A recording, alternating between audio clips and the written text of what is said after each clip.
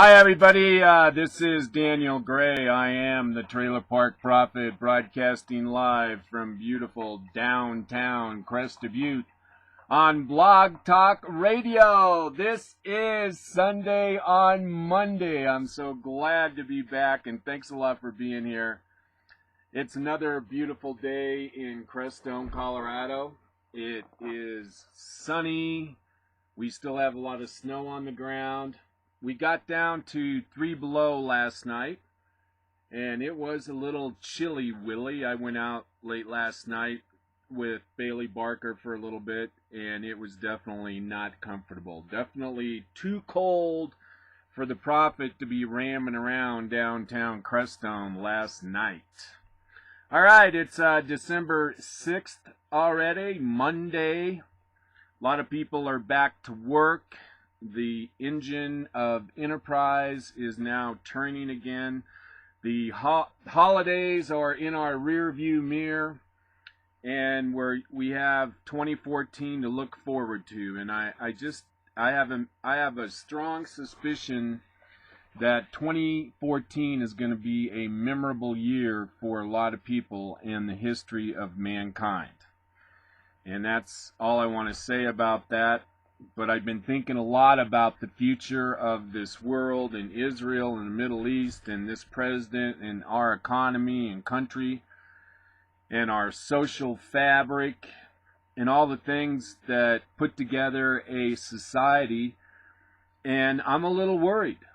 I feel like there are some nefarious forces at work out there, and that their number one goal is to bring the United States down. And I think it's more than just one group. I do think it is the progressive socialist. I do think it is the Muslims. I do think it is any number of groups, La Raza, the New Black Panther Party. There's a lot of reason for a lot of people to want to see America fail. And it kind of reminds me of a George Orwell book.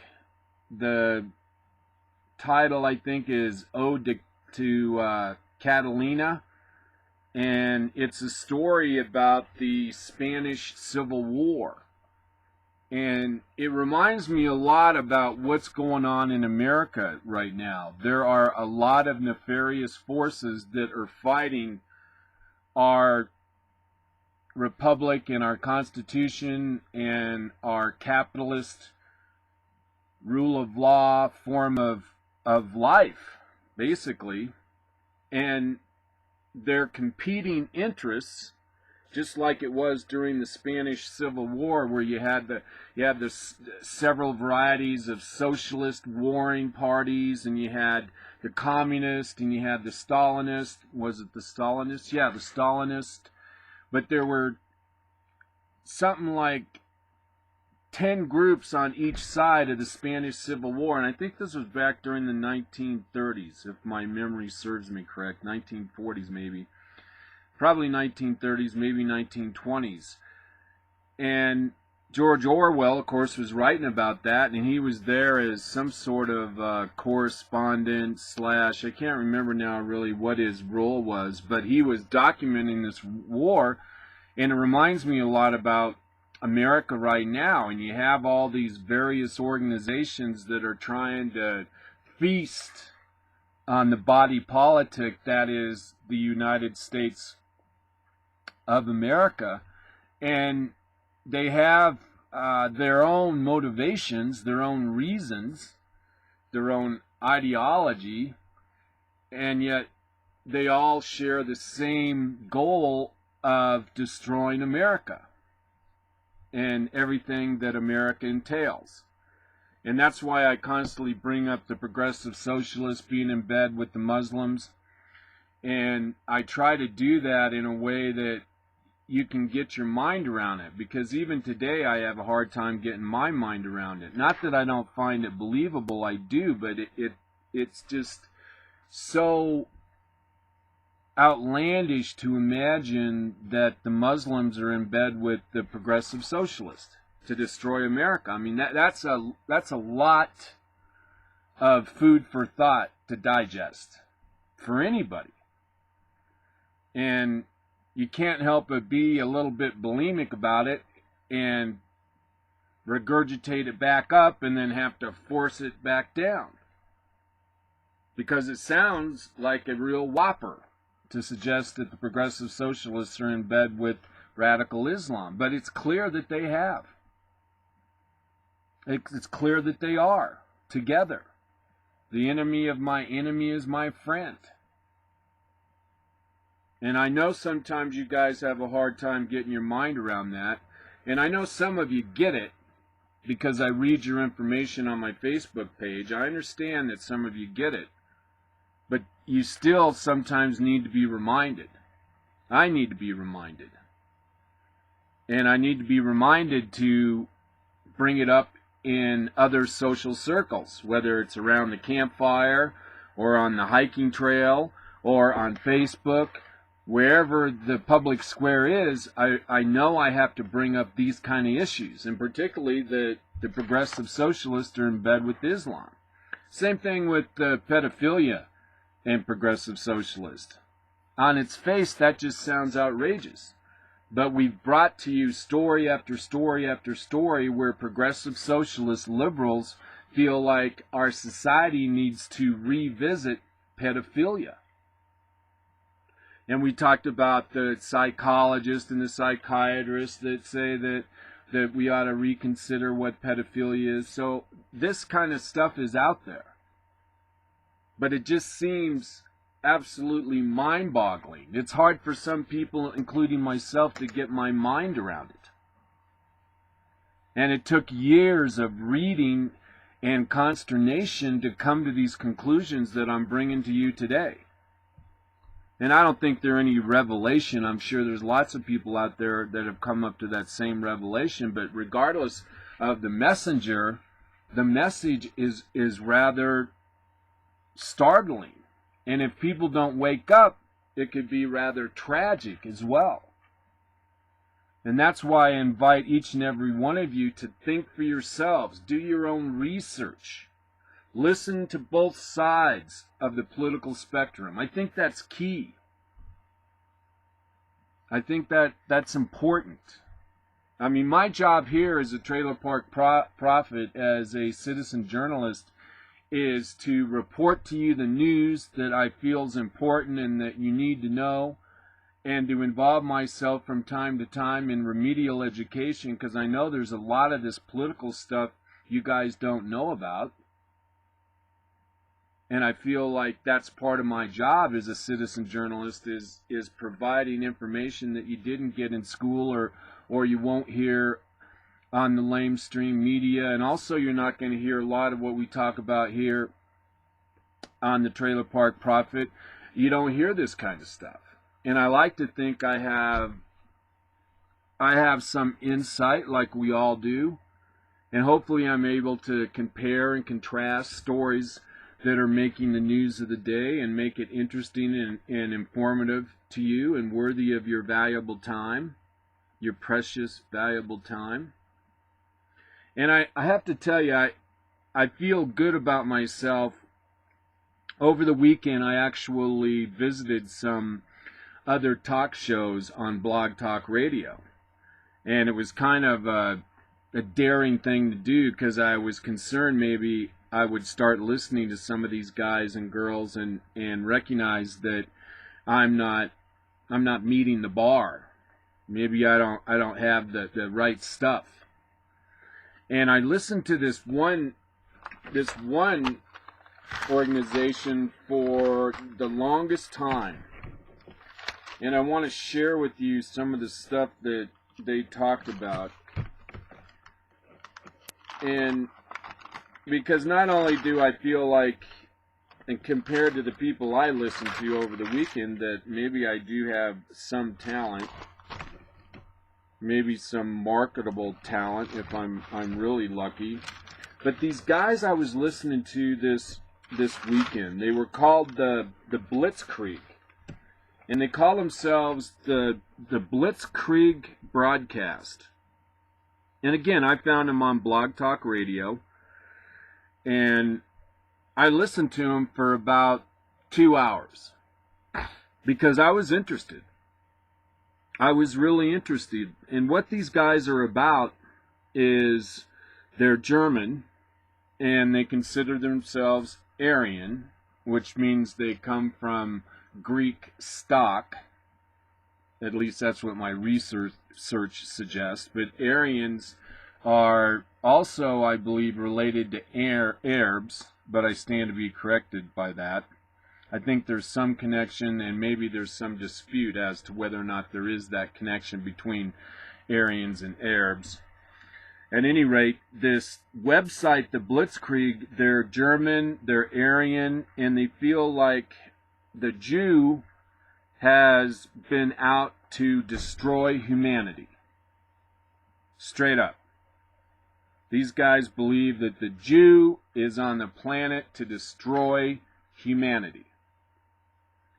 And while they admit that there was a Holocaust and that was a horrible thing, they spin on that recognition to say that much worse things have happened at the hand of the Jew than ever the Germans did to the Jew or any other race of people like the Gypsies. And so that's their basic shtick. And they're pretty serious about it too. I mean, they weren't talking about violence or anything of that nature, but they were claiming that the Jew owns all of the media concerns like ABC, NBC, CBS, NPR, and that the Jew controls all the financial markets and yada yada yada. I mean, they're very serious in their condemnation of the Jewish people.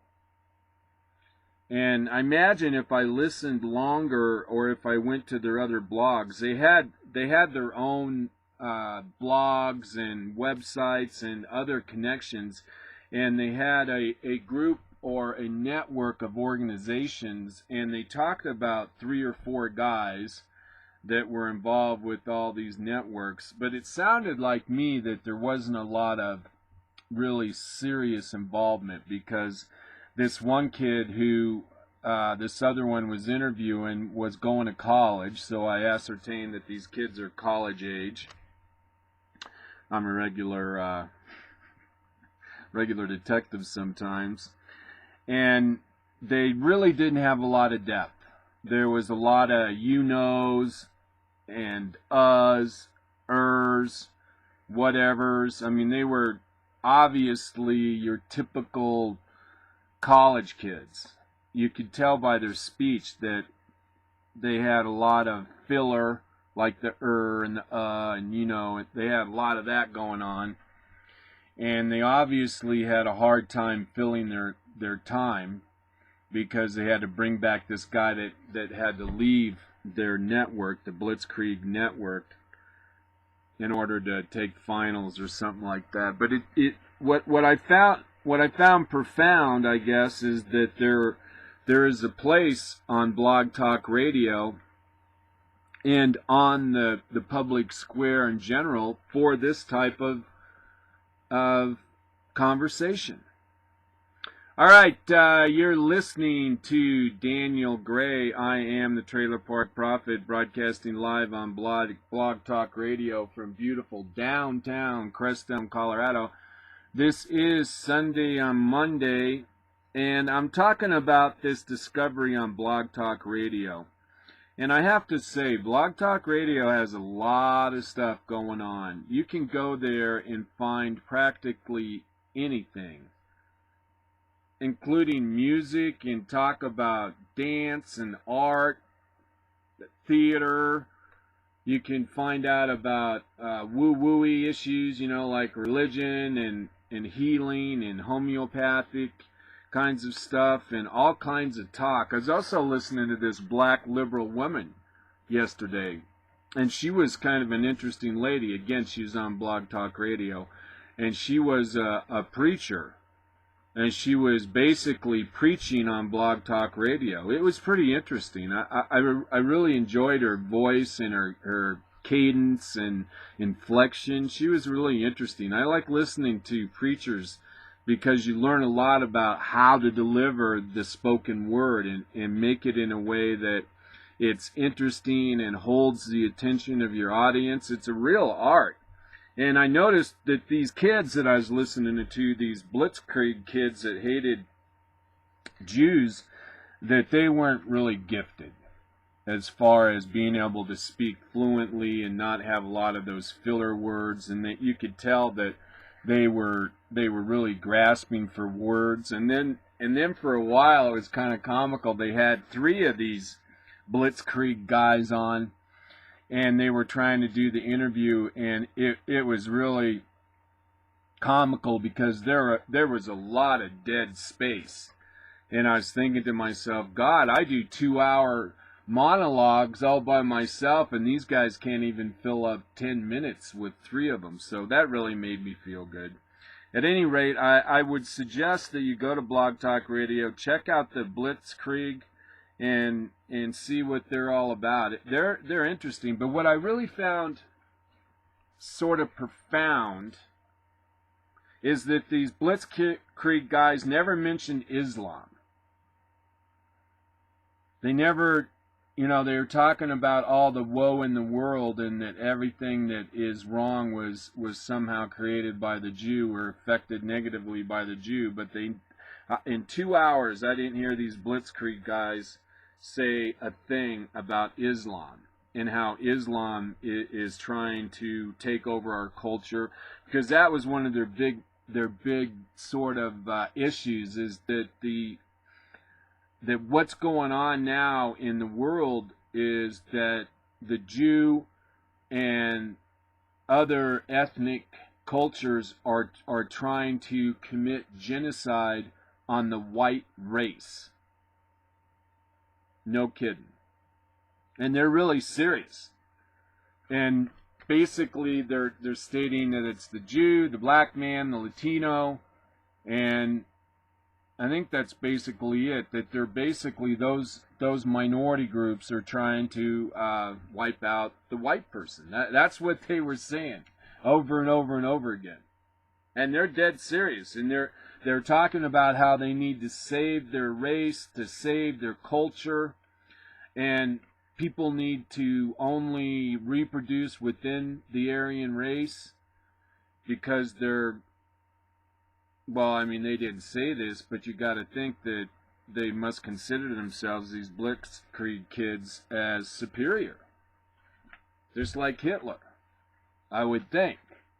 And I'm sure you could find out more. I mean, these guys are very techie. They're probably millennials or Generation Xers or Yers. And so they're very tech savvy, and they're very savvy in social media. So they're out there. And at one time, this guy suggested that they had millions of listeners. And, of course, that told me right there that they don't have very many listeners at all.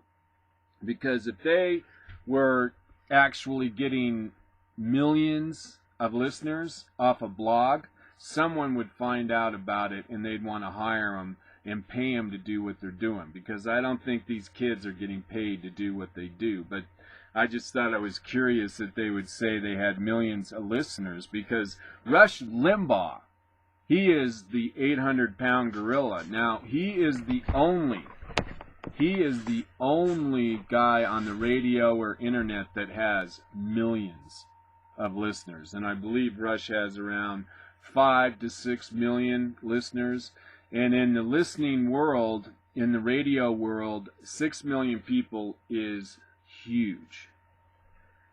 And then I was listening to this other guy, and I didn't write down his name because I didn't care. And he looked like a really conservative guy, and he had a microphone in his picture and a tie, and I thought, oh my God, he's probably excellent. And I went to his blog, and I listened to his most recent posting, and he does a radio show like the Trailer Park Prophet. And I was surprised, he was really slick in the beginning. His show is really nicely produced. He had a nice intro. In fact, I kind of want to borrow that from him. And at first, you know, he does a great introduction, and he's excited and enthusiastic, and just like the prophet, you know, wanting you to think, well, we've got a bunch of stuff to listen to, and he sounded just absolutely positively excellent in his introduction. And then later on in his broadcast, he got kind of tedious. He was bogged down in what I would call conspiracy theory. And he actually had a guest that came on, and the guest was making a lot of accusations that he didn't have any referenced information on. And these guys, though, were talking about the craziest stuff about nuclear bombs and moving them around in the USA. And I seen this story on the internet that these nuclear bombs, these from the USA, 3 of them, and the rumor is that the president ordered these 3 nuclear bombs moved in a event. President Obama had these 3 nuclear bombs moved to create a false flag incident. And in case you don't know, a false flag, that would be like what started the Korean War, when supposedly somebody fired on one of our Navy ships, what was the name of it? The Arizona, I think it was. Someone fired on one of our Navy ships in the Gulf of Korea, North Korea, around North Korea, and that's what started the Korean War, all right? And there was always that accusation that the U.S. fired on its own vessel, and that's called a false flag. And so these guys yesterday were talking about how Obama had ordered these 3 nuclear bombs in a false flag operation, was going to explode them near the U.S., on the U.S., explode 3 nuclear bombs in the U.S., President Obama, that's what these guys are alleging, and then try to convince the public that the bombs belong to fill in the blank. Russia, I don't know who. I mean, I really don't. I mean, this is such a crazy idea that I feel kind of funny even telling you this, because if you came in on the conversation, you might say, oh my God, the Trailer Park Prophet has lost his mind. He's telling people that President Obama ordered 3 nuclear bombs to be detonated. And, oh, here, we got some company. Boone! All right, hey, listen, my friend Boone's here. And so I think what I'm going to do is maybe take a break. Hey, Boone, what are you doing? Hang on a second. All right, you guys, look, I got to take a break. As you know, this is, like I said, this is citizen journalism, so I'll be right back.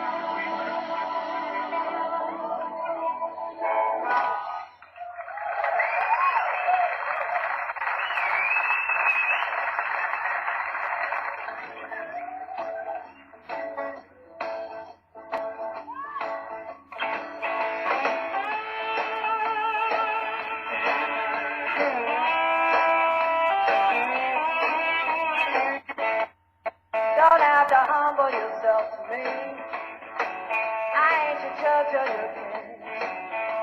Baby, no, I ain't no Queen of Sheba. May not even have my dignity. That would just be a prideful thing. Baby, you know we ain't no Reba. Are you ready for the thing called love? Don't come for me and you, it comes from above. I ain't no porcupine, take off your kid. Are you ready for the thing called love?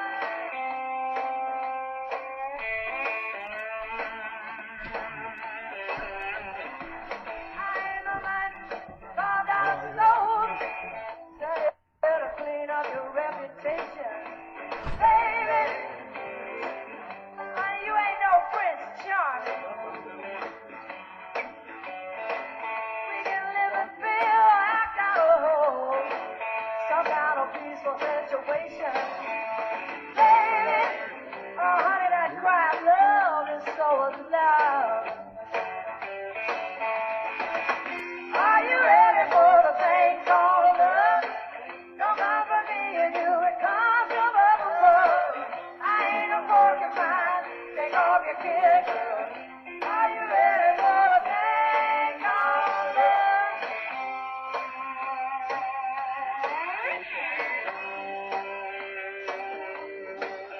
Ugly ducklings don't turn into swine and ride off down the lane. Whether your sunglasses are off or on, only see the world you make.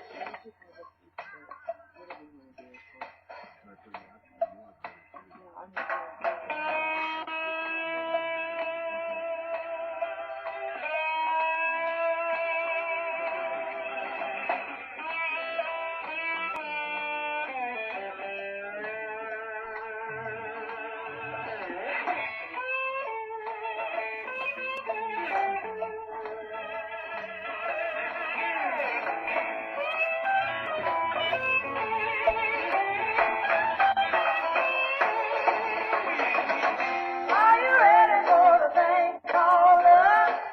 Don't come for me and you, it comes from up above. I ain't no porcupine, take all your kids. Are you ready for it? Are you ready for the thing called love? Don't come for me and you, it comes from up above. I ain't no porcupine, take off them kid gloves.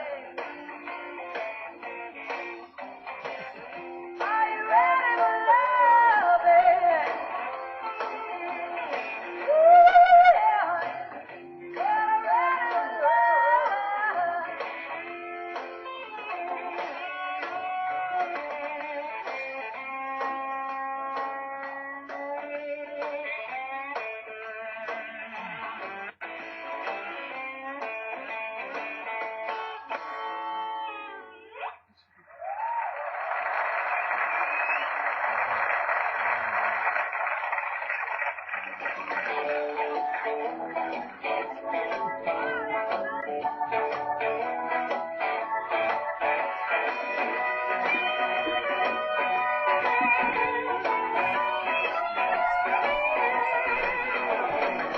How many teardrops gonna fall tonight? How many heartaches was the woman have in one night? I lost a lover, lost a friend, ruined love, but just can't win. Teardrop blues. All right, everybody. A little bit of an interruption there. Excuse me. Sometimes I can't help that. I mean, I think that's only the second or third time the broadcast has actually been interrupted, and it does happen from time to time. Let's see. We're at 1:32. You're listening to Daniel Gray. I am the Trailer Park Prophet, broadcasting live on Blog Talk Radio for beautiful downtown Crestone, Colorado.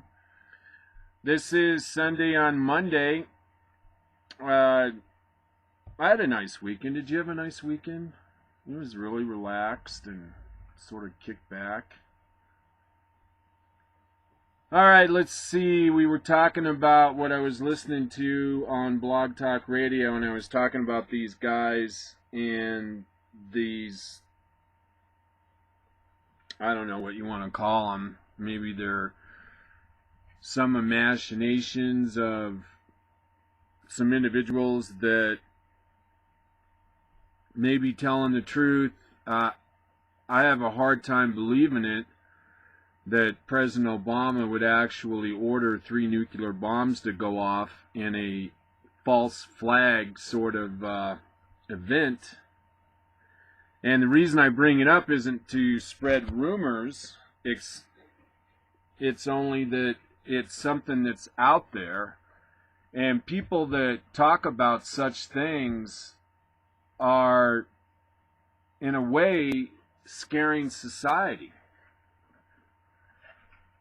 And if it's not true, you have to ask yourself, well, what is their motivation? Why would somebody get a story out there on the internet and on Blog Talk Radio and telling people that the President of the United States, Barack Hussein Obama, is involved in setting off 3 nuclear bombs to convince the American people that some country in the world has started a war against us? I just don't see why someone would actually do that.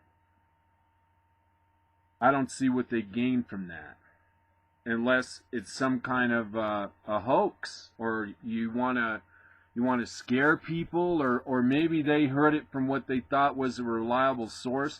And that was the other thing too on the show I was listening to on Blog Talk Radio.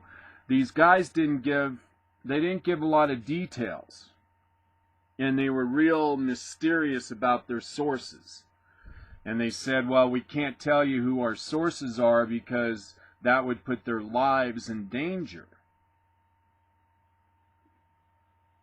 And it could be just that a group of individuals heard from another group of individuals that this thing was going on, and then they decided that they would spread the rumor. Or it may have actually happened. I mean, they did make, in the other articles I've read articles about this, that President Obama was going to set off some nuclear bombs, 3 nuclear bombs. And in the stuff I read, the author did actually cite a source, a general, people in the military, and they did cite publications. And so that gives a individual a certain amount of confidence that what's being said may be true. But see, I just can't get my mind around somebody actually doing something like that, knowing that it wasn't true. And would their motivation be to scare a certain segment of the American population into not supporting Barack Obama? I mean, would that be someone's motivation to make up a story of nuclear proportions? I just find the psychology of this whole story just sort of perplexing, interesting. What are people thinking about? It's hard to really know. All right, let's see. If you'd like to call into the show, and I would love to have you call into the show, you can do so. Just dial 646-716-8506. Now let's see, search callers, trolls. And here's another thing I found out. I found out about trolls. I had no idea about trolls. And evidently what trolls are, I guess I can go to my Facebook page and talk to you a little bit about this. I found out about them on Saturday, trolls. And evidently trolls are people that go on to their opposition's websites and either say funny things, post things, cause trouble, but it seems that they're involved with ideology. And the accusations that I saw were that Republican trolls, conservative trolls, were going on to liberal websites and creating havoc, causing trouble. That's a troll. Spying. That sort of thing. And let me see here if I can find this person who actually belongs to a anti-troll. So there's trolls and then there's anti-trolls. Go figure. And I've been battling with one of these so-called progressive socialists here in Crestone, Colorado, and her name is Peggy Wilson. And she belongs to this organization. I wonder if, oh wait, maybe she took it down. I'll be darned. I'll be darned. And what this organization is a anti-Republican conservative troll group. Oh, here, maybe this is it. No, that's about pranging. I have no idea what pranging is.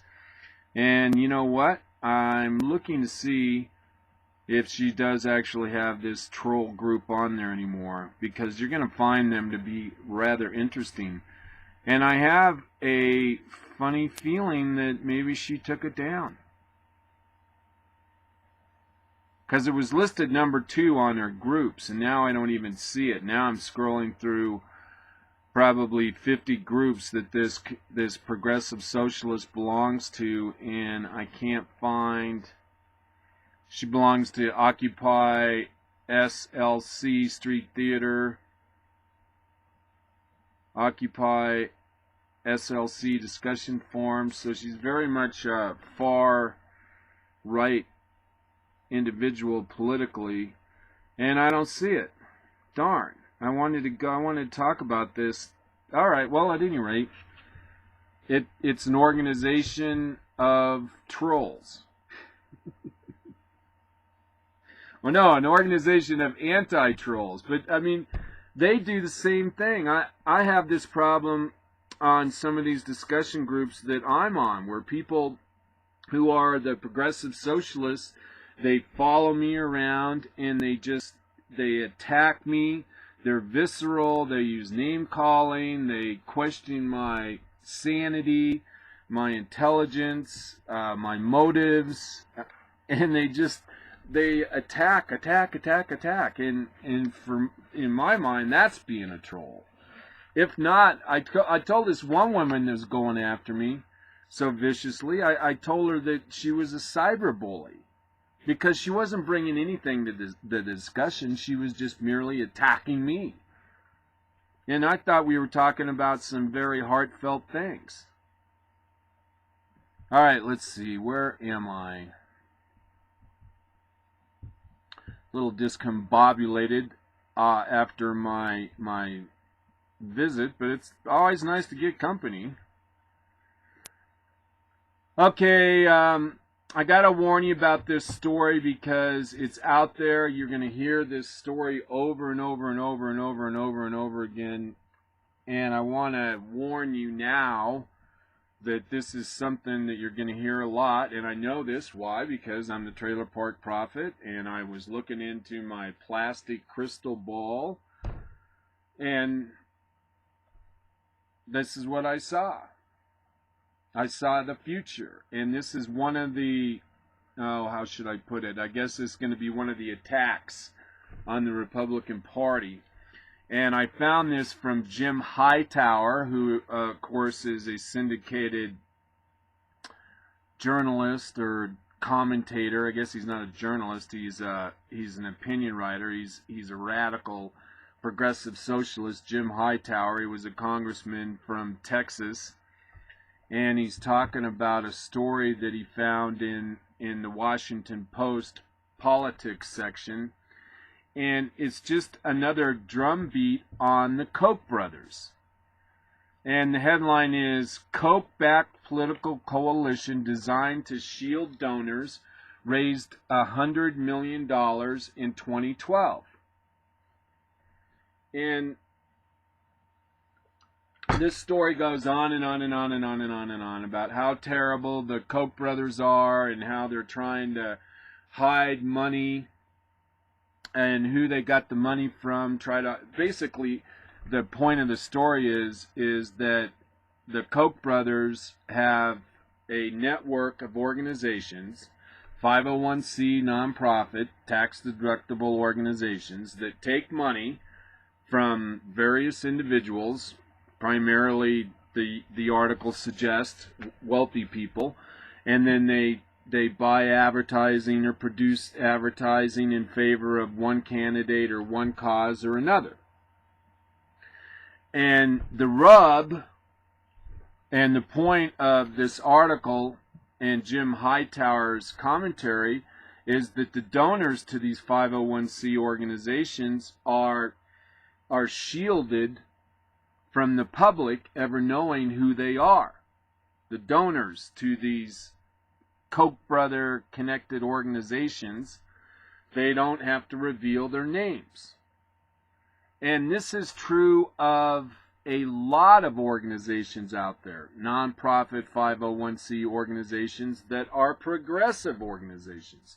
And the progressives do the same exact thing that the Koch brothers are doing. In fact, I've seen these graphic diagrams of the money starts here, and then it goes here, and then it goes here, and then it goes back here. I've seen the same thing done with George Soros. And this article does not mention George Soros. And George Soros gives more personal money to nefarious progressive socialist organizations than the Koch brothers could ever dream of doing. And yet this article talking about keeping donors secret doesn't make any mention of George Soros. And I personally feel that's lying by omission.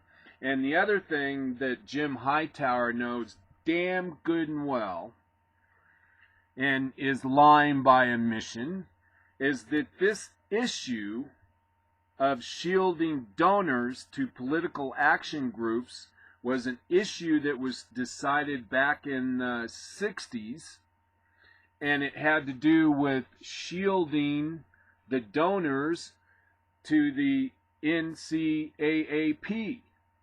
That's the National Association for the Advancement of Colored People. The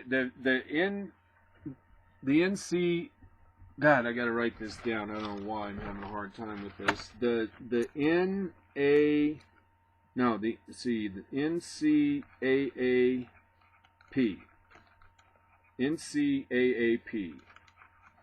National Coalition for the Advancement of Colored People.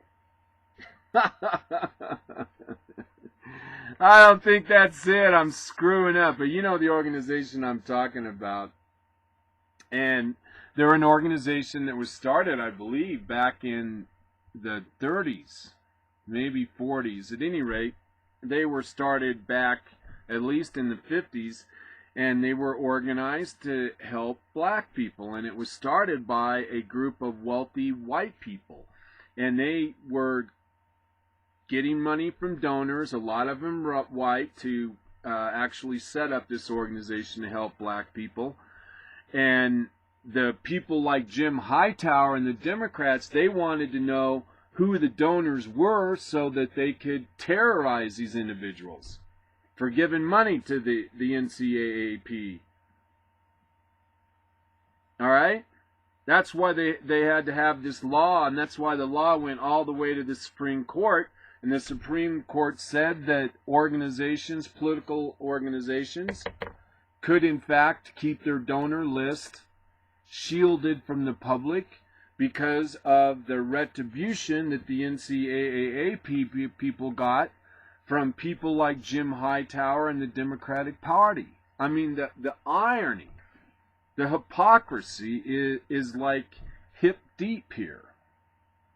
And yet, Jim Hightower doesn't make any mention of the Supreme Court, doesn't make any mention that it was originally started to protect people that wanted to help blacks in this country. And another glaring example of how the lamestream media lies by omission, not mentioning the Supreme Court case and not mentioning George Soros. I mean, if you want to talk about nefarious organizations and moving money around, then the textbook definition is George Soros. I mean, he gives groups to community organizations somewhere to the tune of 500, 600, 700 groups across the U.S. George Soros, progressive socialist George Soros, billionaire, gives something like $100 billion of his own dollars in the last election cycle. Now, I stand to be corrected on that, but it's hundreds of millions that he gives to roughly 700 organizations that are all community activists and all are progressive socialists.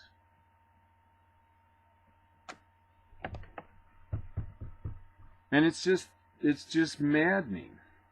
The hypocrisy, the irony. Now, here's something here. Now, I saw this. I got this from my friend Doug Davis. And I mean, Doug Davis is all over the internet. He's like Mr. Internet in my mind.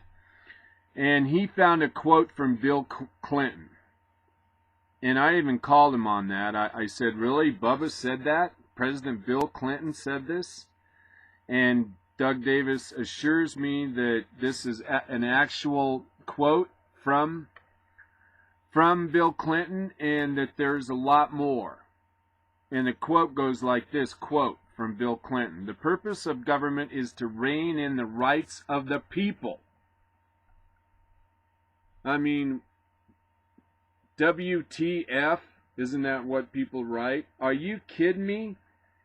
The purpose of the government is to rein in the rights of the people? That's absolutely insanity. And I have no reason to believe that Bill Clinton didn't say this. I have this on pretty good authority, that this is an accurate quote. The purpose of government is to rein in the rights of the people. And I wouldn't be surprised that Bill Clinton actually thought that, to be quite frank. And it's indicative of what I was talking about Friday.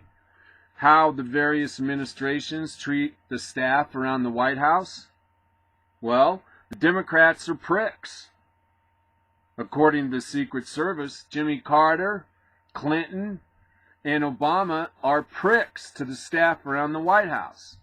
And that wasn't the only source. I've heard that from other sources from inside the White House, that very same thing. So I'm not surprised that Bill Clinton would say the purpose of government is to rein in the rights of the people. That doesn't surprise me in the least. I mean, Bill Clinton is a serial rapist, for Christ's sakes. All you got to do is Google Clinton and sexual harassment, and you'll find, oh my God, you'll find postings of 10 different women or incidences that Clinton was involved in with sexually harassing women. And you ask yourself, how can that be if it's the Republicans that are waging a war on women? How is it that it's always the Democrats, or a majority of times the Democrats, that are caught in sexual scandals? What's up with that? Low standards, maybe? All right, next story. This really does kind of get me a little bit. This story is from Life News. I've used them before. They seem to be a real credible site. LifeNews.com. Headline reads, Girl Scouts suggest abortion activist Wendy Davis for Woman of the Year. Now, I didn't know that the Girl Scouts actually weighed in on nominations for Woman of the Year. But I find putting your support behind a well-known abortion activist and standing in front of or behind your group, in this case the Girl Scouts, is a rather profound gesture in my mind. And it says here, should young women grow up to be like? Or who should young girls grow up to be like? If you listen to the Girl Scouts, the answer is apparently they should aspire to become Wendy Davis, the state legislator whose sole claim to fame is standing up against a bill to stop abortions on the way to birth in Texas. Okay, now I know who this woman is. She's the one that stood up and did a filibuster in the Texas legislature. The link goes to a column by the liberal Huffington Post, which promotes Davis and pro-abortion activist Gloria Steinem as potential Women of the Year. Are these really the kind of women the Girl Scouts want young girls to grow up to be? Perhaps so. Christy Volinsky, a mother of two, former Girl Scout who created the website Speak Now Girl Scouts, to expose the link between the group and Planned Parenthood abortion business, explains the Girl Scouts have long ties to Planned Parenthood abortion business. See, I didn't know that, man, and that, to me, that's disturbing. What business does the Girl Scouts have with Planned Parenthood? I don't see the connection. And it's kind of creepy in my mind. And it goes on to say here, it says, as a concerned pro-lifer who supported the Girl Scout organization for many years, as a girl member and as a troop leader, it saddens me to shame the fall of this once venerable organization to this day remains the support of so many wonderful women and girls, many of whom are unaware of what they actually are supporting, but families deserve to know the truth, and I agree. She said that there are a lot of accusations in the blogosphere about the Girl Scouts. Some are fact, like the Girl Scout organization works alongside abortion providers and funds promotes abortion rights advocacy groups. But, I mean, come on. If you are one of the leaders of an organization, in this case the Girl Scouts, and you allow for your organization to endorse a pro-abortion woman that was on the national stage, then you're committing your organization to a particular ideology. And it seems wholly inappropriate in my mind. Wholly inappropriate. And they're using the Girl Scouts to promote a progressive socialist agenda. And, I mean, it's really kind of disturbing. And I got this story from my black conservative friend in California. Her name is Vanessa Anderson. In fact, she says her name is Vanessa Obama is a bastard Anderson, and she's a black conservative. And she writes here on Facebook, she says, okay, I don't care how cute the little girls are selling those cookies. I will be getting a big fat no, or they will be getting a big fat no from me, and I will tell them why. And boy, I'll tell you, that really put a visual in my mind. I mean, I can see a person walking up to the proverbial Girl Scout cookie fold-up table in front of the, you fill in the blank, Kmart, Walmart, Safeway, Silly Market, Green Earth, or what, well, wherever. You know the scene, the little Girl Scouts setting up with mom hovering around selling cookies, and we all have our particular favorite. And can you imagine a woman coming up to 3, 4, 5 girls sitting at the table, young girls, Girl Scout girls, and say, you know what, I'm not going to buy your cookies, and the reason I'm not going to buy your cookies is because the Girl Scouts endorsed a woman for Woman of the Year who promotes abortion. And telling these kids straight out, that's what this woman says she's going to do. That's what Vanessa Anderson says she's going to do. Every time she sees a folding table filled with Girl Scouts and Girl Scout mothers, she's going to tell them. And you know what? I'm kind of glad. I think I'm going to do the same thing. I'm not going to be mean-spirited about it. But I'm going to try and remember this senator's name. And I'm going to remind the mothers and the daughters that they won't be getting my Girl Scout cookie money like they do every single year for as long as I can remember. And the reason they're not getting it is they're using the Girl Scouts to exploit the progressive socialist agenda. And they're using the little girls as props. Because that doesn't help the Girl Scouts one iota to promote a famous pro-abortion state senator from Texas for Woman of the Year. That doesn't help little girls. Not in the least. Not in my mind. Maybe your mind, but not in my mind. And then I started thinking. All right, I said, all right. I said my position on this issue in my mind, just like I shared with you, and then I tried to think, okay, now, what's the other side of the issue there, Mr. Trailer Park Prophet? And then I came to the conclusion that maybe what ought to happen is that the Girl Scouts can now start going on field trips to abortion clinics, and these little Girl Scouts maybe ought to watch an abortion or two. And then that way, these little Girl Scouts will have an opportunity to choose for themselves and decide their own opinion on abortion. How's that sound?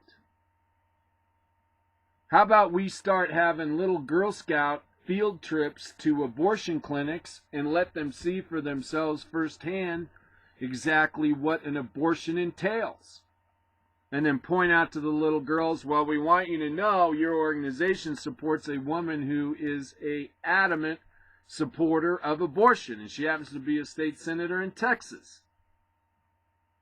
And while we're at it, why don't we make it mandatory for 6th grade kids, because that's generally, if I remember correctly, when little girls are in the Girl Scouts, whatever the Girl Scout ages are. I guess you can get up into the teens. But at any rate, I think one of the things that Girl Scouts now should have to do to get their merit badge is actually see a couple of abortions. How's that? The abortion merit badge for Girl Scouts.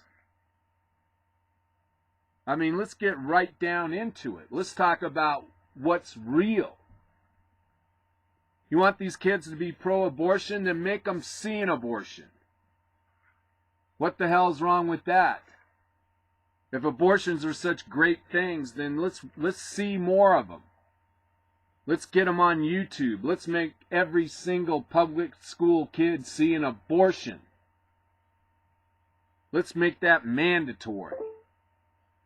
Let's get that visual into people's minds so they know exactly what pro-choice is all about. Let's get real. Let's get down. I'm tired of abortion being sold as some concept, some construct of a unwritten right that only women have. And somehow it's on par with the First and Second Amendment, the 10th Amendment, the 14th Amendment. Somehow it's on par with our civil rights. Well, if it is, then it ought to be able to stand up to scrutiny. And there's no better scrutiny than an eyewitness to what exactly an abortion is. Let's get right down into it. And the only way we're going to win this culture war with the progressive socialists is to start getting like this. You got to get a little angry at these progressive socialists, and you got to turn things around on them. You got to say, all right, let's look at the reality of abortion. You want to be pro-abortion? Fine. The Supreme Court says that a woman has a right to choose. I support that. I don't think we should take that away. But yet I don't think abortion should be glorified in our schools and in our institutions. All right, you're listening to Daniel Gray. I am the Trailer Park Prophet, and we're broadcasting live on Blog Talk Radio. This is Hump Day. No, this isn't Hump Day. God, Prophet, take a look into your plastic crystal ball. This is Sunday on Monday, and we're broadcasting live on Blog Talk Radio, as I already mentioned, from beautiful downtown Crestone, Colorado. Thanks a lot for being here. We've got a full show ahead of us. We got another hour, and until we have to part for another 48 hours. All right. I want to take a little bit of a break, and I'll be right back. All right. Again, you're tuned in to the Trailer Park Prophet, and this is Sunday on Monday.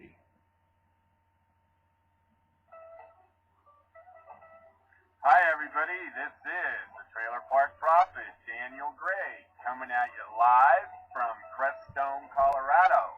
I have a little piece of information for you, and I think you're going to be happy to know this. I have a new business. It's called Trailer Park Prophet Love Connection, and you can get there on the internet. Just type in Trailer Park Prophet Love Connection.org, and you can go to my website. And we offer tens of thousands of young women, actually women of every age, across the whole planet. And I'm not kidding you. We have connections. We have offices in Central America, Africa, Asia, Indonesia, China, Japan, all over the world. We have Trailer Park Prophet Love Connection offices. And so if you thought about visiting a foreign land, or you're just a little bit interested in the best dating service in the whole wide world, Trailer Park Prophet Love Connection, we invite you to check it out. It's a wonderful website, and I think you'll just be absolutely amazed what you'll find there. To give you an idea, the website, Trailer Park Prophet Love Connection, it's just a beautiful website, absolutely, positively beautiful website. You can go to any number of countries, and you can see women that have been vetted and that are honestly looking for sincere relationships. And there's women of every single age. That's the other thing too. There's women of every faith, color, size, age, experience. Some have kids, some don't have kids. In fact, we even have a search engine. You can actually put in the country like Peru and put what ages of women you're looking to date or meet or talk with, whether or not you want them to be religious, or whether or not you care if they have kids or not, or smoke, or speak English. You can find out what kind of interests they have. And it's just an unbelievable opportunity. You can look at hundreds and hundreds and thousands of pictures and profiles of women from all over the world. It's really quite remarkable. And you can do this all on the Trailer Park Prophet Love Connection. I mean, it's right there for you. You can find more than 70,000 photos of selected applicants. And remember, we have offices in every one of these countries to vet these women out so that they're not prostitutes or trying to, take advantage of a person. There's women from all walks of life. Their personal statistics and interest with every applicant. Over 200 new profiles are added every week. There's private socials all over the world, and they're by invitation only. This is the largest women to men ratio in the industry. And I'm telling you about the Trailer Park Prophet Love Connection. I mean, this is really something to behold. Our tour company is offering after-hours tour line info. You get 60% of our business is generated from referrals. So a lot of people are obviously happy. And if you're ready to find that special someone to share the rest of your life with, We have over 20,000 beautiful, sincere women that are looking for a man like you. And at Trailer Park Profit Love Connection, we conduct international introductions and tours and bring men and women together in a tasteful and comfortable environment for the purpose of finding that potential spouse. We have a successful average of 5 engagements a day. I mean, I'm telling you, we are the most nationally recognized dating service on the planet. Trailer Park Profit Love Connection. Check it out. We'd love to see you on the site. The Trailer Park Profit Love Connection, like I said, has hundreds of previous tour clients who would be happy to share their experiences with you. Tours of our corporate headquarters and any of our foreign offices are always available. No appointment necessary. We invite you or invite one of your friends and relatives who you think need to meet somebody who's really special. And you can see thousands of pages of special women looking for a sincere mate with whom to share their lives with. Welcome again to the Trailer Park Profit Love Connection.org.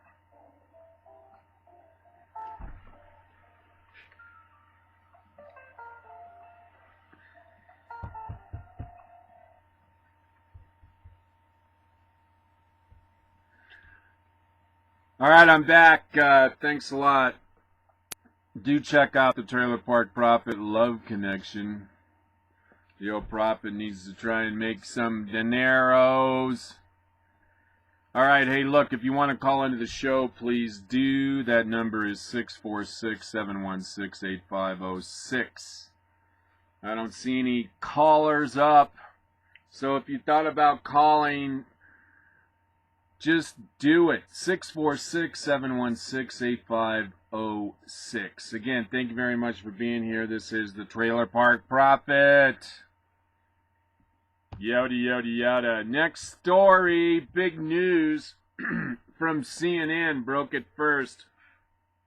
Liz Chaney will not be running for U.S. Senator in Wyoming. Liz Chaney will not be seeking election to the Republican nomination to represent Wyoming. You might know her dad was Vice President Dick Cheney, and she's had a lot of success working in the State Department and other places around Washington, D.C. She's also a regular on Fox, and she is definitely good looking. I like her. She's smart. And all of a sudden, she decided out of the blue that she wanted to challenge the Republican U.S. Senator who happened to be seeking re-election. And generally, it's sort of a political faux pas, if you will, to run against a sitting incumbent. That's redundant, but I want to make sure you understand. That's a rather bold move. And of course, Liz Cheney is more associated with the Tea Party. She's more conservative than the actual Republican U.S. Senator now. So it was a bold move to come out there. And I'm kind of surprised that she actually backed away. I'm sure she decided that she needed to spend more time with her family. But on the other hand, you know, it could be a deal where Liz Cheney's internal polling showed that she didn't have the votes in the Republican primary. Or it could be her opposition did some opposition research, and it could have been the Democrats, and they found out some things that are in Liz Cheney's closet and let her know through back channels that certain people had this information. Could be something like that. But this story from New York on CNN, Liz Chaney, whose upstart bid unseat Wyoming Senator Mike Enzi, sparked warfare in the Republican Party and within her own family, is dropping out of the primary race, she said on Monday. I didn't know that it caused problems in her own family. Quote, serious health issues have recently arisen in our family, And under the circumstances, I've decided to discontinue my campaign. The eldest daughter of former Vice President Dick Cheney said in a written statement, Chaney, 47, began telling associates of her decision over the weekend, CNN reported Sunday night. She was not specific about the family health issues. She cited, quote, though this campaign stops today, my commitment to keep fighting with you and your families for the fundamental values that have made this nation in Wyoming great will never stop, she added. So blah, blah, blah, blah, blah, blah, blah, blah, blah, blah. Now let's see if there's anything here of note. I mean, it says that Liz Chaney is a rising star in Wyoming national politics, and we look forward to her return when the time is right, and her family said in a red statement. And one of the claims against her was that she was a carpetbagger. Her critics labeled her a carpetbagger, noting that she moved to Wyoming only in 2012 after relocating from Virginia. The issue flared in August after the Wyoming media reported that Chaney improperly received a fishing license despite not living in the state for at least a year, as the law requires. So she got, see, now that's, you got to be careful with that kind of stuff. But at any rate, the dispute prompted her parents to weigh in, saying they were pained to see the sister battle over a private matter in full view of the news media. I mean, that, oh, Mary Chaney. Oh, this is interesting. Now, Mary Chaney, the daughter of Dick Cheney, she is a lesbian. And she took to Facebook in November to object to Liz Cheney's opposition to same-sex marriage, claiming that her sister was previously supported her relationship while saying something very different on the campaign trail. Well, anyway. It was fun having her in the race for a while. It'd be nice to know the real reason, but my guess is she didn't have any support, because by now, at this stage of the election, she has probably contacted all of the state delegates in Wyoming who would be the ones you'd have to convince first to support your candidacy. And I imagine, well, I know this is how this works. Ever since Liz Chaney announced last year, she created an office, or maybe ran it out of her own house, and what they did is they contacted all of the state delegates to the Wyoming Republican Convention and asked for their support. And they did what they needed to do, count votes, and they found out that they didn't have enough votes. And that is what happened.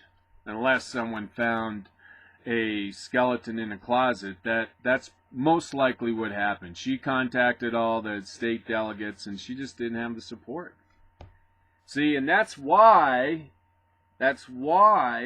instead of announcing that you're going to run for office, you need to go out there first and find out whether or not you have the votes. That's what you got to do first. And I got to admit, I stand to be corrected. There's a lot of different ways to actually get a party nominee, and I don't know necessarily definitively if Wyoming is like Colorado and is a caucus state, but I think they are. At any rate, she had to have done some polling. That doesn't cost very much money, and of course you get really scientific information. And that's what happened. She found out that she just didn't have the support, or like I said, maybe she had a skeleton in the closet. Like maybe she had a, whatever. I'm not going to go down that road. All right, you're listening to the Trailer Park Prophet. My name is Daniel Gray. I am your host du jour here on Blog Talk Radio. Broadcasting live from Crestone, Colorado. Beautiful downtown Crestone, Colorado. This is the 6th of January. The name of the show on Monday, of course, is Sunday on Monday. Our next story we want to report on today comes from, it comes from New York. This is horrible. Another story from CNN. You're not going to believe this. 1 dead and at least 7 injured in a New York City high-rise fire. This story was filed by, Hamley Ashif and Maria Cubas and Chris Welch from CNN. They posted this story today at about 10 a.m., so not long ago. And it looks like we actually have some video. Maybe we'll try this. But let me get into this a little bit anyway. It says here again, this is New York CNN. 1 person died and at least 7 others were injured Sunday after a 3-alarm fire broke out in New York City high-rise, authorities said. Daniel McClung, 27, was remembered by a close friend as a brilliant and beautiful person inside and out. McClung was a playwright, a deep thinker, and an incredible wit, and had an appreciation for art and great music, said friend Dave Brown. He said McClung married his husband this past summer in Boston and that they were very much in love. The couple had recently moved into the high-rise. McClung died after being trapped in a stairwell, said a spokesman for the Office of Deputy Commissioner. The spokesman said a second victim was taken to the hospital for smoke inhalation, a 32-year-old man in stable condition, according to the police. The fire crews gained control of the blaze. It was on the 20th story. So the fire crews, they actually did gain control of the blaze, which began on the 20th floor of the high-rise in Midtown Manhattan around noon, according to the New York City Fire Department spokesman Danny Glover. That's ironic. Danny Glover, the actor, black actor, but this guy from the New York City Fire Department has the same name. Witness video obtained by CNN shows flames shooting out of the building in a large plume of black and white smoke. Glover confirmed everyone had evacuated the building. He was unsure of when residents would be able to return. According to Glover, another 6 people showed signs of possible smoke inhalation. Fire crews received a call around 11 a.m. alerting them to the fire. But it was just kind of funny that, it's just worthy of note, the headline about a husband losing his husband. How did they phrase it? I thought that was kind of interesting. Let's see. It was right here. Now I don't see it again. Alright, well, anyways. I'm sad. And I guess in the future we're going to see more of these stories, about a husband and his husband's perils or successes. And now we're going to hear about the same with lesbian and all the other sexual diversity that's out there. And I just thought it was interesting in this article that it had to point out that a gay couple had lost one of their spouses. And it isn't a big deal, except that it's a new deal. To see an actual news report phrased in that way and recognizing sexuality in that manner. History in the making. Here's a good point. I have to agree with this wholeheartedly. Poor people have been voting Democrat for 50 years and are still poor. You know who said that? A black man. Charles Barkley.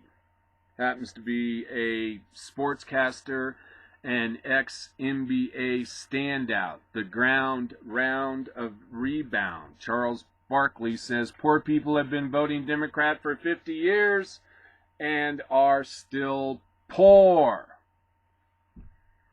And this comes from a website, I guess, called Stop Hillary in 2016.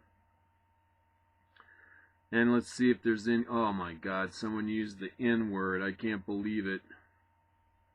Oh, but this is. Oh, I'm glad he brought this up. You know, oh, and I meant to say too, we're going to be spending more time on black issues because this is Black. What is it? Black American Month. January is what is it? No, Black History Month. That's what it is. Black History Month is all of January, and we haven't done any Black history stories, at least that I remember anyway. But I guess we're going to start Black History Month right here, right now, with the Trailer Park Prophet. And okay, we got this story. So this is our first story from Charles Barkley. And one of the things I started to read here, and this is true. You know how I talk about that it was actually the Democrats that were racist against blacks, and that it was the Democrat legislators in the South that passed all of the Jim Crow laws in their various state legislatures in the South against allowing blacks to have their rights of voting and housing and accommodations and all of that, and in particular schools, access to schools. Well, the Jim Crow laws were written by white Democrats in the South to prevent blacks from enjoying the same institutions that whites do. And Lyndon Baines Johnson said this. Actually said this. President Johnson said, I'll have those N-word, Niggers,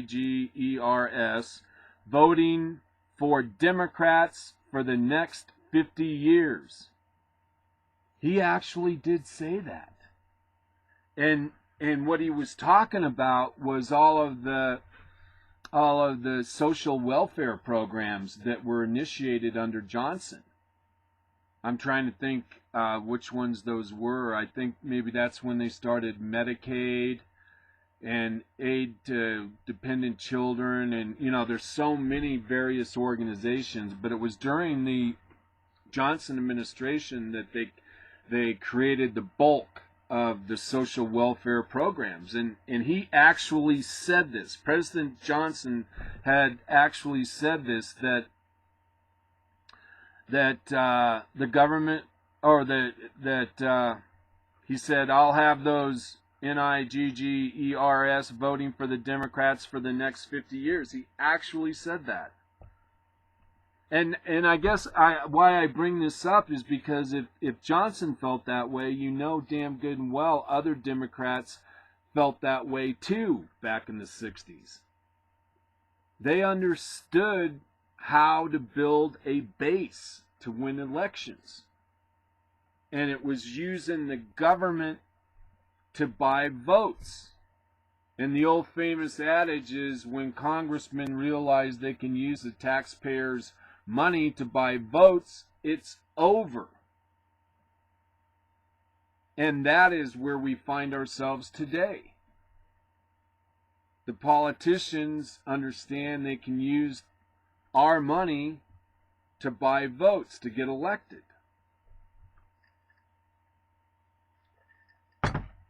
And it's good to put it like that because it's not any more complicated than that.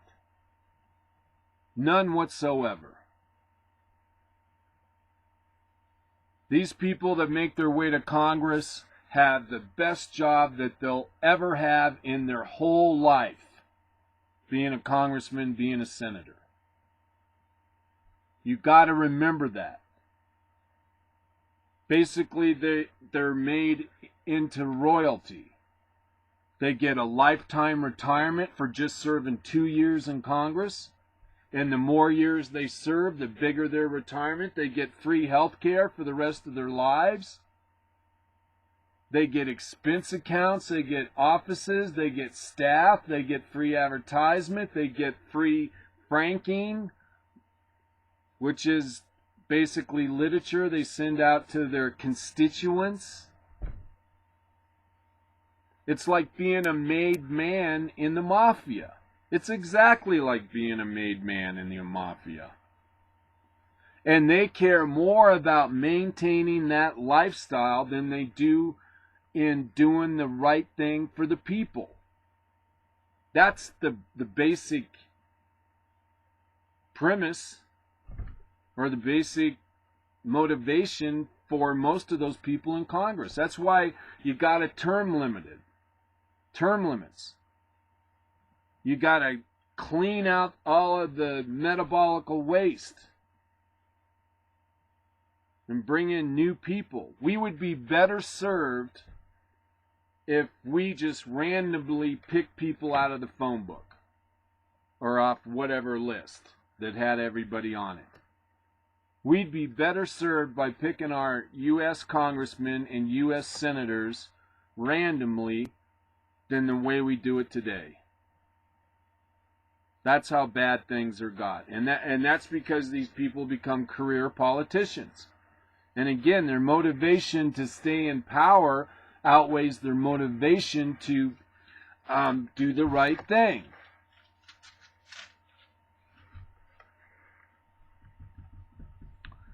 Alright, let's see if there's anything funny here. I guess I've had enough. We got to get going. I'm afraid we may not get to all the stories I want to do today. Alright, we're just about ready to break. I'm thinking about doing an advertisement, but maybe I won't.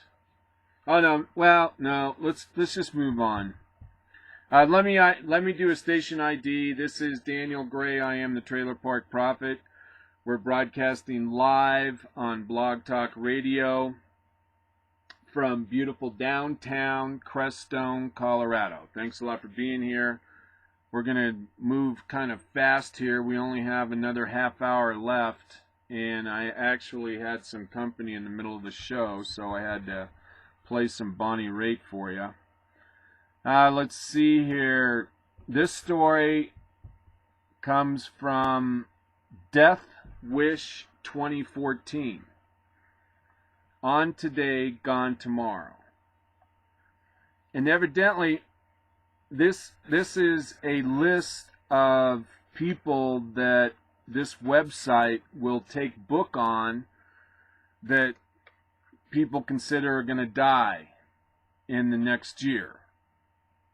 And it's called Death List. Has scored its 13th success of the year with the passing of AK-46 developer Mikhail Kalashnikov. Kalashnikov developed the most famous weapon for the Soviet military in 1947 and was said to describe the assault rifle as a weapon of defense, with which some of its victims no doubt disagree.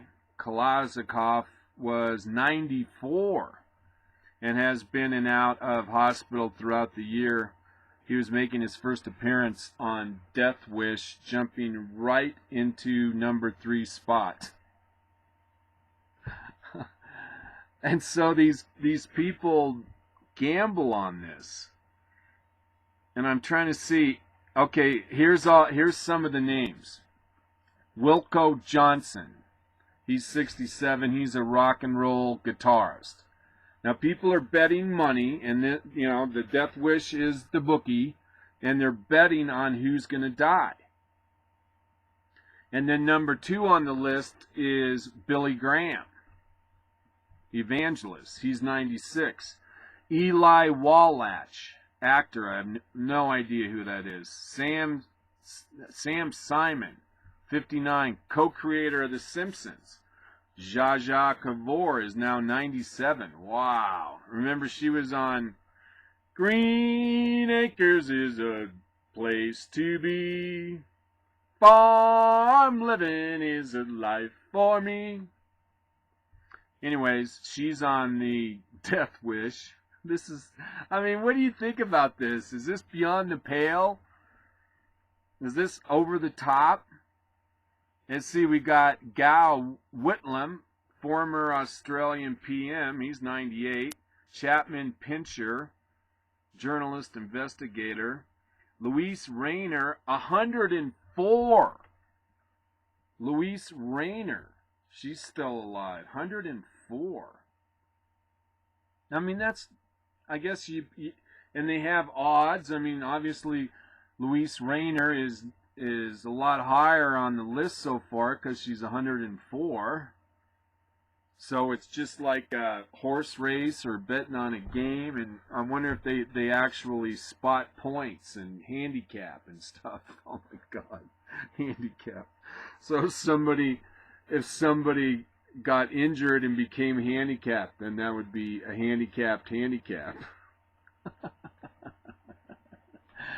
Hoyo Havalance. He is the ex-Fifi president. He's 98. Olivia de Havilland, actress, 98. Valerie Harper, remember her, Reuta, she's 75. And we got Klein James, he's a TV presenter, 75. Let's see, I don't know. Oh, Mickey Rooney. Oh my God, I thought Mickey Rooney was already gone. Evidently not. He's on the list, and he's 94. Jake LaMotta, he's a boxer. I heard of him. And let's see, Peter Salas. He had something to do with Last of the Whiner, whatever that is. Abe Vigoda. I didn't know he was still around. He's on the list. Stan Lee, Patrick McNee from The Avenger, Dennis Norden, Sid Caesar. He's still around. He's 92. Aww. George Bush Sr.'s on the list. Former President of the United States. God, I mean, it's like you're publicly circling the drain at the public square. My God, it's just brutal. Dick Van Dyke. He's on the list. He's 89. B.B. King. Oh, not B.B. King. He's 89. Jerry Lewis is 88. He looks a lot worse. Tony Bennett, Fats Domino, Ed Asner, Christopher Lee, and Ian Brady. And if you care to make a bet, you can go to Death List 2014. Their motto is, on today, gone tomorrow. Oh, God. Unbelievable. All right, let's see. Oh, this story has some of my Facebook friends just going bonkers. And not bonkers in a bad way, but I mean in a way that has given them a lot of empathy to comment. And I got this story from my friend Afro City Brown, and she is a black woman who lives in New York, and I've mentioned her a couple times. She is a appraiser, and she took on her brother's 2 kids, and I love talking about her, Afro City Brown, because she's so cool and she writes beautifully. But this story she posted, and people are talking about it, says how white and non-black women like this are replacing black women as a standard of beauty to black men. Now, I think this has been going on for a long time, and this story asks the question, are black women today losing out on the desires of black men because of non-black women like this? And it shows a picture of this white chick with big hips and, you know, good-looking female unit. A guy on my Facebook page posted this and stated that black women have no chance against women like this, good-looking white women. Number one, she has her own hair in her head, which turns a lot of men off to black women, really, due to the unclean nature of weaves and wigs, not to mention how unnatural they look. Oh my God, this is brutal. Number two, The thought that non-black women are more prone to work out and stay in shape than black women, yikes. The perceived lack of attitude that you get when you are dealing with non-black women, holy mackerel. Now remember, I got this from Afro City Brown. She's the black woman. And let's see, the man went on to state many different reasons, but one of the last things that many black women hold on to today is that they have better bodies than non-black women. If any man has been outside of this city, or like me when I was in Hollywood and LA, you will see that this is a bunch of crap. Now, black women do have usually more nice butts per woman than other women, but then they are also usually fatter than other races of women as well. They also tend to come with ready-made families that you don't have to deal with when you date outside of black women. God, what a scorcher. So black men and women, let me know. Do you think that black man, or do you think that a black man, if given a chance, would prefer a non-black woman shaped like this other black woman shaped similar? Did you get all that? In other words, would you prefer to have a shapely white woman over a shapely black woman? That's the question. And if so, why do you think this is? And if now, why do you think so many black men on social media are saying that they have turned to non-black women in order to find happiness? What I don't understand is, why are they using the term non-black women? Why can't you say white women? That's kind of peculiar, isn't it? I wonder if that's some kind of a trend. As a small aside, I would like to believe that the reason that so many white girls in America are getting shaped like this is because of the hormones they are putting into the food. See, when black girls started eating this food, it turned them from thick to fat, but the white girls who were skinny just gained curves. But that's just my thoughts. Give me yours.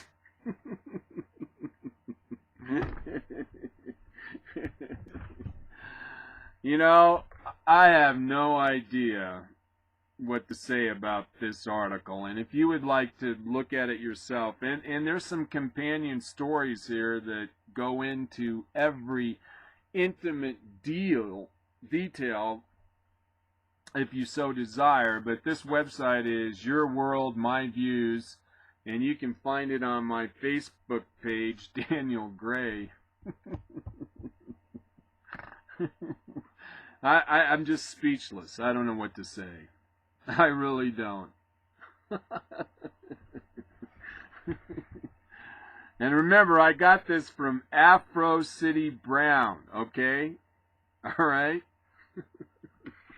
And here's somebody weighed in on this story, Jack Sonderman. He says, black women cannot compete with white man's porn. I have no idea what that means. I have no clue what Jack's alluding to. Black women cannot compete with white man's porn. I just no idea. All right, I probably should do this story.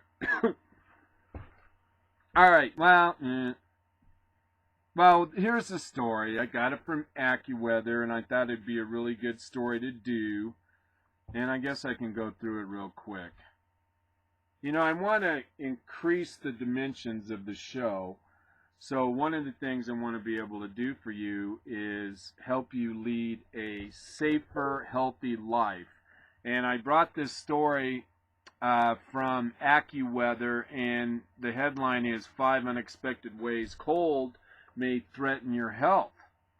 And of course, winter brings lower temperatures, snow, and many health risks that people may not be aware of. Knowing some of the unexpected concerns of winter can help you take the necessary steps to avoid them. Number 1, rain-ins.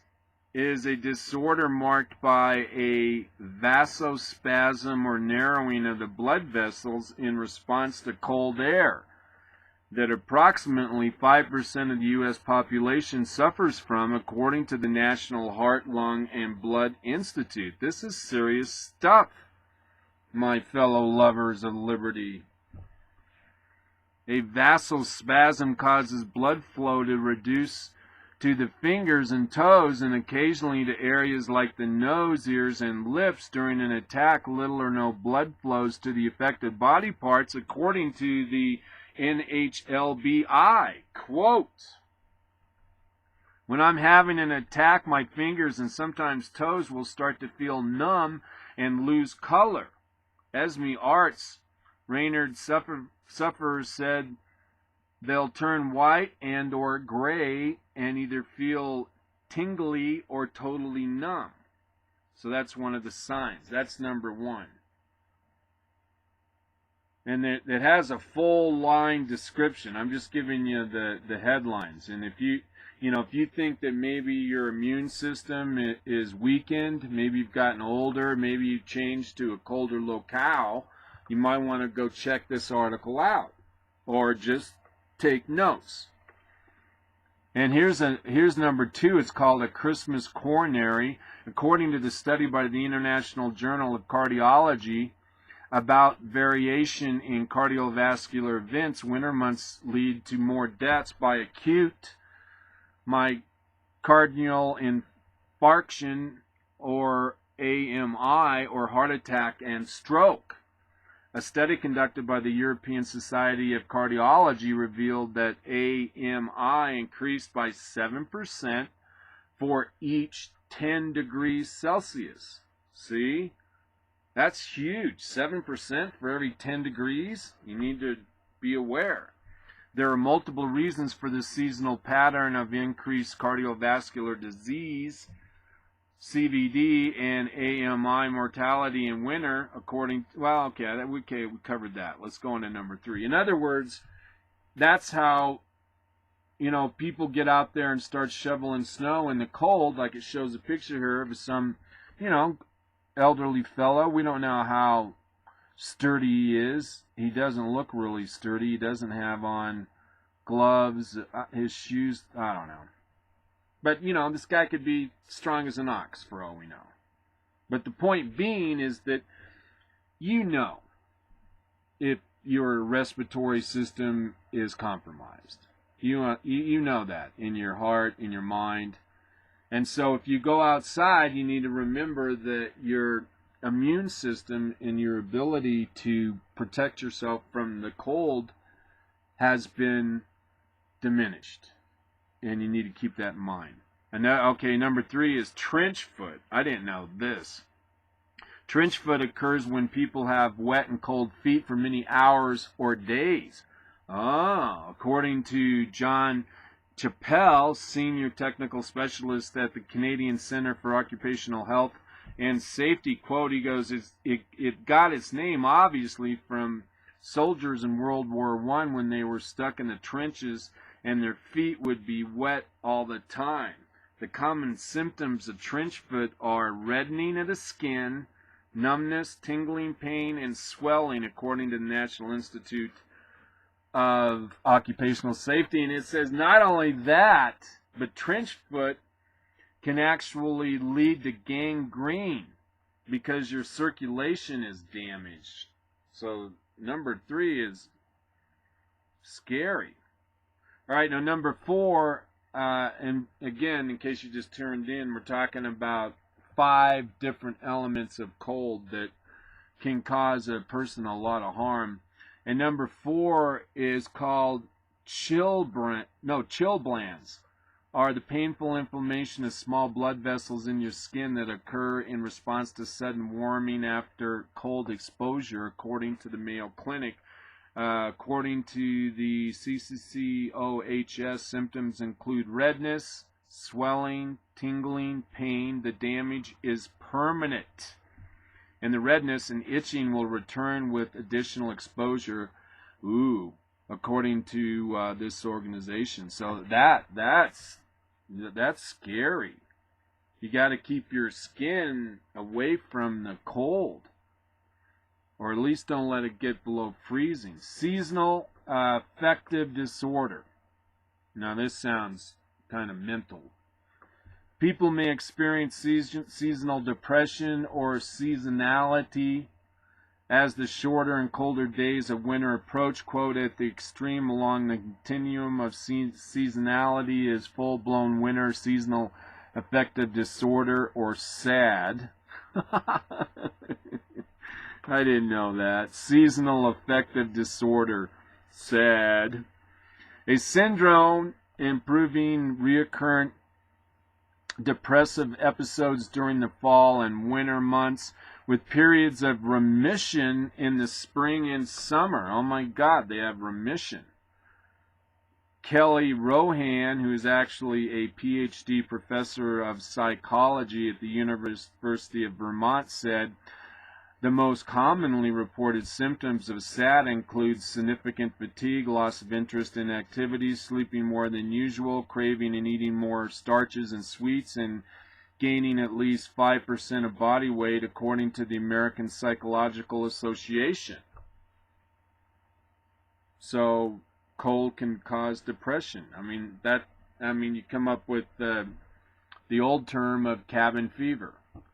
All right, there's your public health advisory from the Trailer Park Prophet, because we are looking out for you.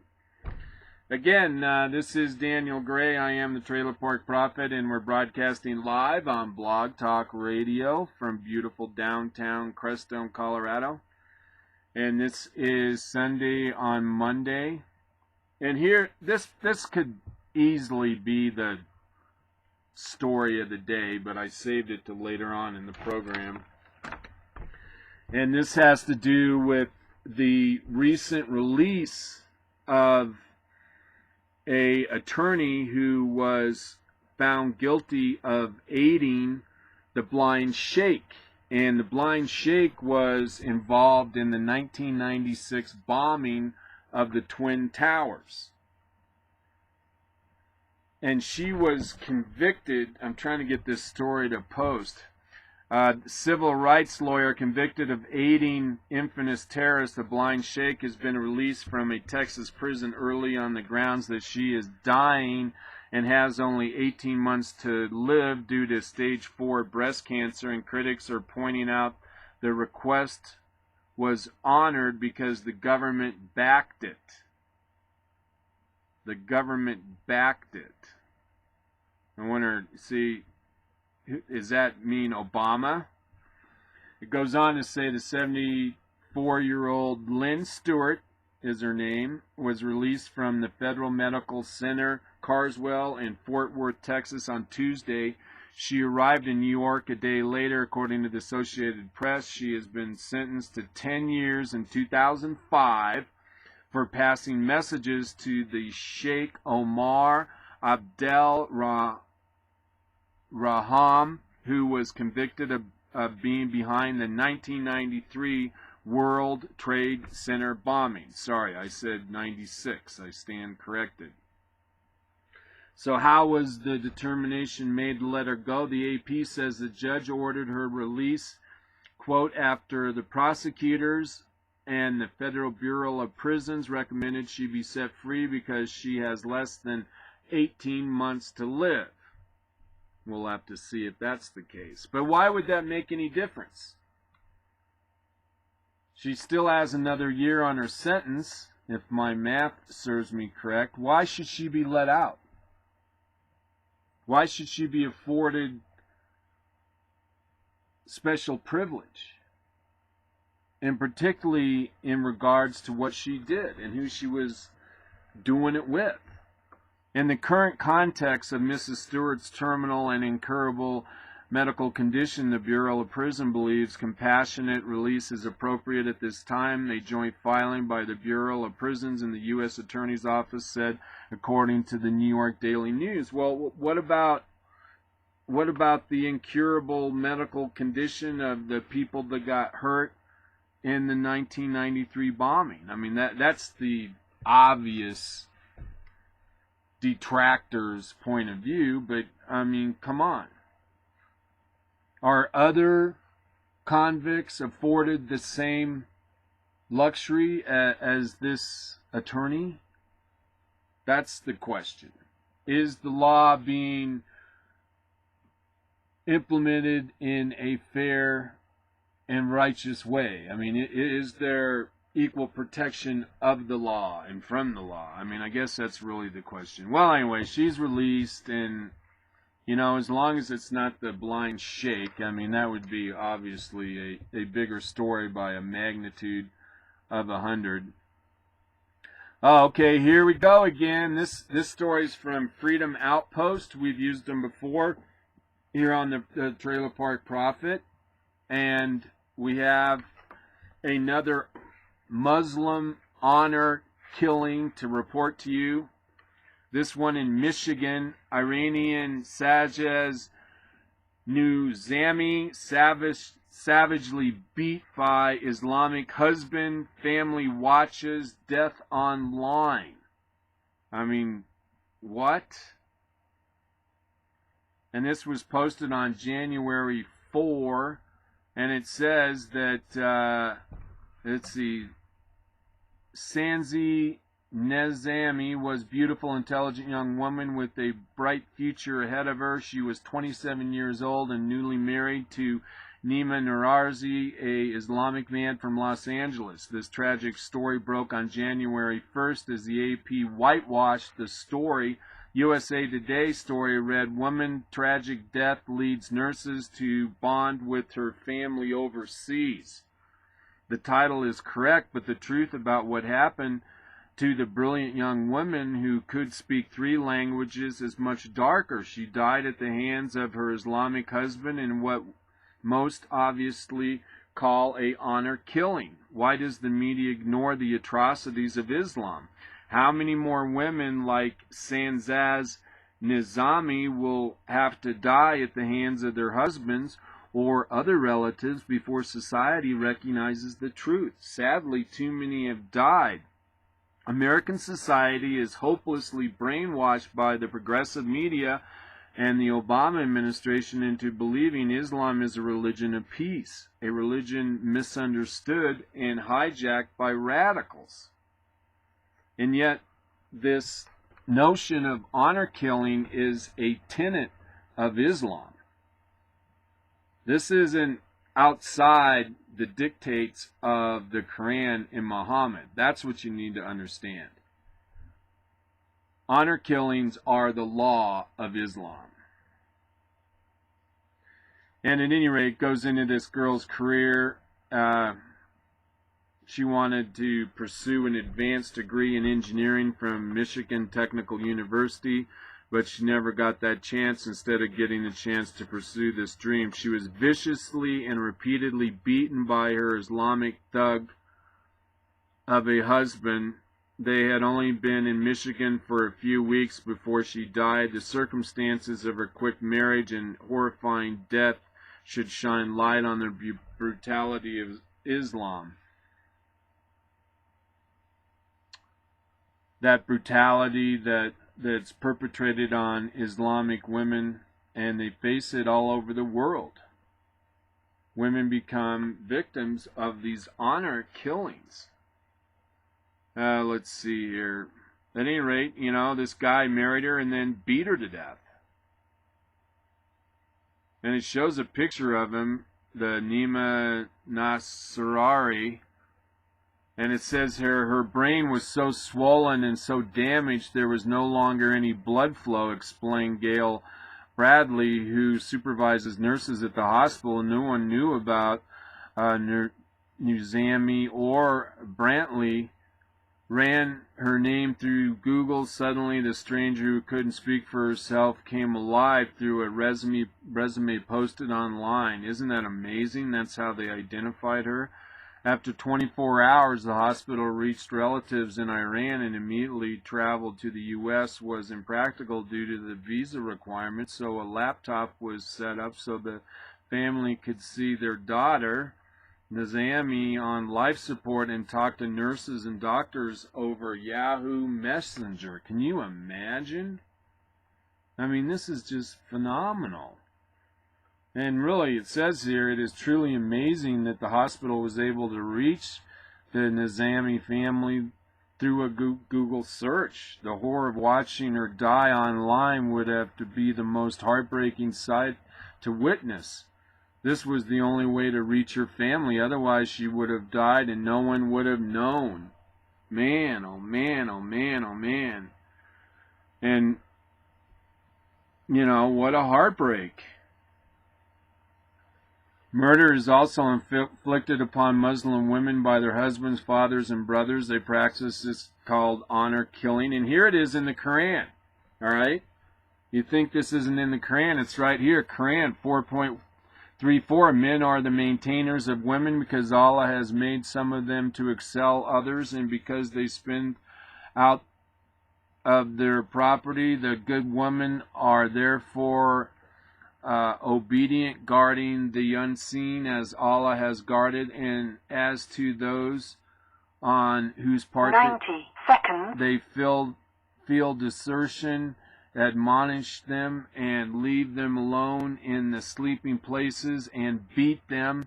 If they obey you, do not seek a way against them. Surely Allah is high great. So, I mean, it's right there. I mean, for anyone to read in the Quran. I mean, Muhammad is saying that if your woman steps out the confines of the rules of the house, you can beat her to death. 60 seconds. All right, everybody, I hate to leave on that note. Again, thanks a lot for being here. We will see you on Hump Day with the Prophet coming up this Wednesday, of course, on Blog Talk Radio. And I'm happy you were here. I really appreciate it. It means the world to me. I hope you have any kind of day you want. And again, don't forget the Trailer Park Prophet Love Connection, where you too can find someone to love. All right, everybody, drizzle, drazzle, drizzle, drone. Time for this prophet to go home.